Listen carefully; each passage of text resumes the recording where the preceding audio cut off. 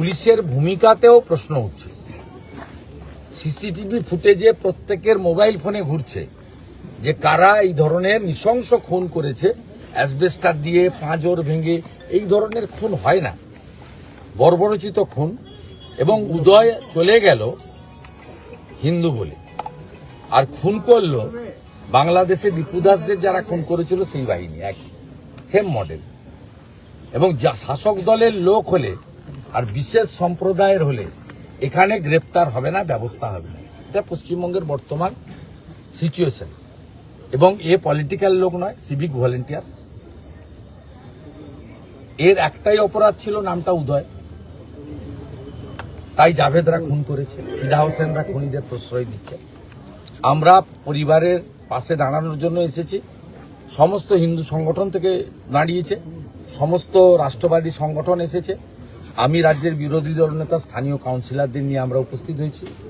আমাদের একটাই বিষয়, এফআইআরটা ঠিকঠাক করে করতে হবে, সেটা আমরা করব।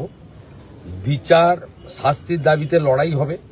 পুলিশ শাস্তি না দিলে আদালতের আশ্রয় নেবে পরিবার, এবং তার পিতা মাতাকে সুস্থ রাখার জন্য চিকিৎসার দায়িত্ব আমরা নিচ্ছি। সরকার কি করবে আমরা জানি না। আমরা শুনেছি, জেনেছি সরকার বলে যে সিভিক ভলেন্টিয়ার্সরা কর্মরত অবস্থায় মারা গেলে 5 লক্ষ টাকা ক্ষতিপূরণ দেয়, সেটা সরকারের ব্যাপার।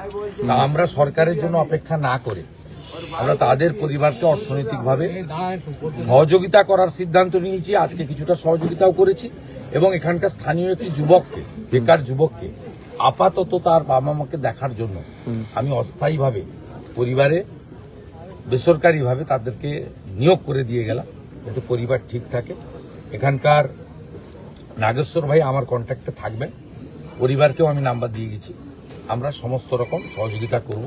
ও পুলিশ যদি পরিবারের কাছ থেকে স্টেটমেন্ট নিয়ে ভিডিও ফুটেজ অনুযায়ী ফিদা হোসেন অ্যান্ড হিজ গ্যাংকে গ্রেপ্তার না করে, তাহলে নিশ্চিত থাকুন বৃহত্তর সংগ্রাম হবে, রাজনৈতিক পতাকা সরিয়ে সংগ্রাম হবে, হিন্দু ধ্বজ নিয়ে সংগ্রাম হবে, হিন্দু হিন্দু ভাই ভাই স্লোগান নিয়ে সংগ্রাম হবে।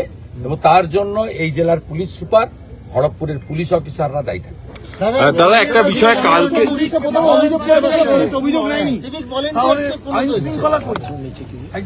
আইন শৃঙ্খলা নেই, আইন শৃঙ্খলা নেই। পশ্চিমবঙ্গে কোন মা বোন দিদি কন্যা এবং কোন হিন্দু সুরক্ষিত না, কোন আদিবাসী সুরক্ষিত না। যদি বিশেষ সম্প্রদায়ের কেউ খুনি হন আর তিনি যদি শাসক ঘনিষ্ঠ হন, তাহলে তার 7 খুন মাপ। ফিদা হোসেন তৃণমূল কাউন্সিলর, তার বাহিনী যেহেতু করেছে তাই গ্রেপ্তারও হবে না, বিচার তো অধরা। সোমোটো এফআইআর করিয়ে নিয়েছে, পরিবারের কাছ থেকে স্টেটমেন্ট কালেক্ট করেনি। এমনকি ভুবনেশ্বরে যে চিকিৎসা হয়েছে তার জামাই ধার দেনা করে 10 লক্ষ টাকা খরচ করেছে।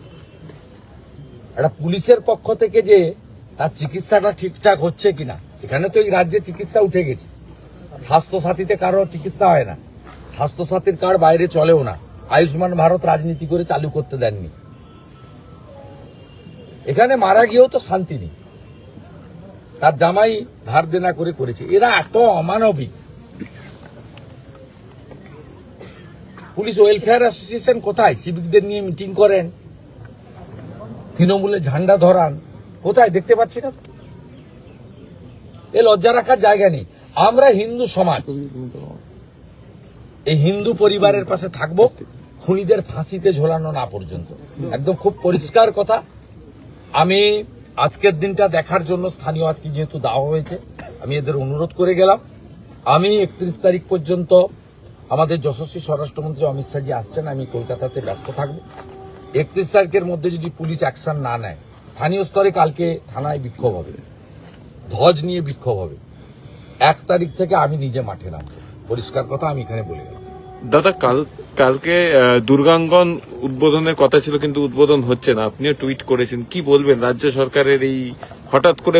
প্রথমে ওয়েস্টার্ন হোটেলের সামনে স্বাস্থ্য ভবনের জায়গায় করতে গেছিল, 4 কোটি টাকা খরচও করে ফেলেছে, মানে মুসলমানরা আপত্তি করেছে, যেটা আমাদের জায়গা, দুর্গাঙ্গন করা যাবে না।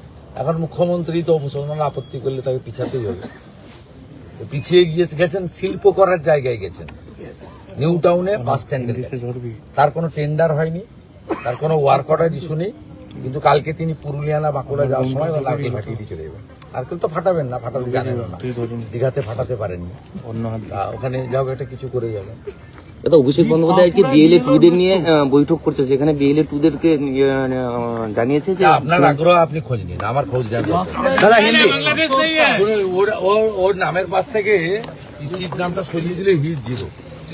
এই প্রথম তমলুকের বুকে সবথেকে কম দামে টাইলস জগতে ধামাকা অফার নিয়ে এলো বেঙ্গল গ্রানাইট। হ্যাঁ, ঠিকই শুনেছেন, মাত্র 580 টাকা মূল্য 2 ফুট বাই 4 ফুট সাইজের এক বক্স টাইলস, সাথে ডেলিভারি একদম বিনামূল্যে। অফারটি সীমিত সময়ের জন্য। আমাদের ঠিকানা বেঙ্গল গ্রানাইট, নিমতৌড়ে ডিএম অফিসের নিকট, 116 নম্বর জাতীয় সড়কের পাশে। কল করুন 9731271404 এই নম্বরে। শর্তাবলী প্রযোজ্য।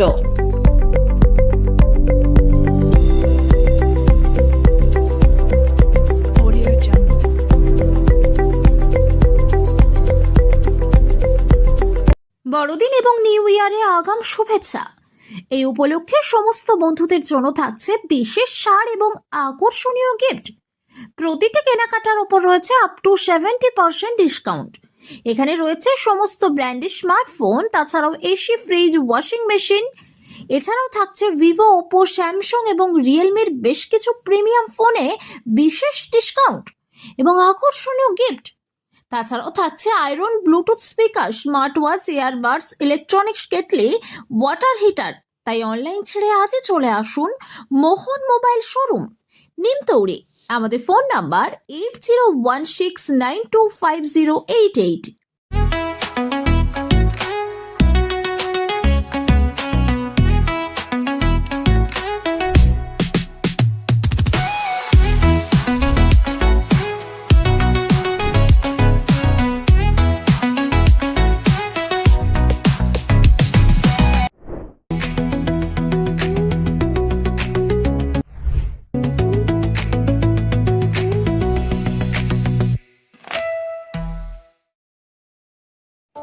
বন্ধ্যাত্ব কোনো অভিশাপ নয়, এটি চিকিৎসার মাধ্যমে নিরাময় সম্ভব। পূর্ব মেদিনীপুরের সর্বপ্রথম টেস্ট টিউব বেবি সেন্টার এখন তমলুকে। যোগাযোগের ঠিকানা উত্তরণ ইনফার্টিলিটি ক্লিনিক প্রাইভেট লিমিটেড, পদুম বসান, আদি মোহিনী মোহন কাঞ্জিলালের পাশের গলিতে। যোগাযোগ 9679225556 এই নম্বরে।